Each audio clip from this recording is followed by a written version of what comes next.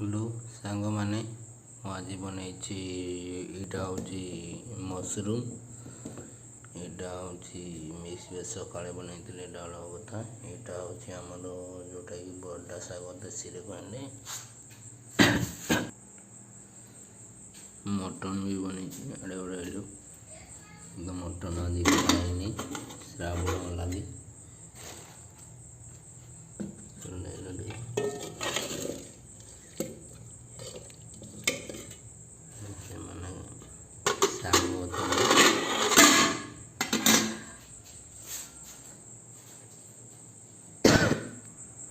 मो काका और मम्मी तो खाइबे से मटन यहाँ मोर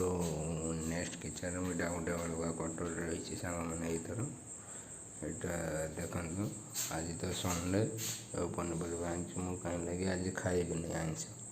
से मोर लगी छती आटा हूँ शाग बरडा शाग देसी स्टाइल बनई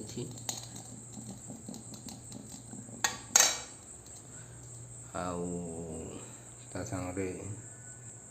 पापड़ होई